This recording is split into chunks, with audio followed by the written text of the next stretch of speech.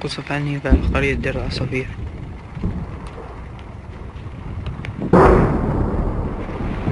الله أكبر. قصف عني في قرية دير العصافير.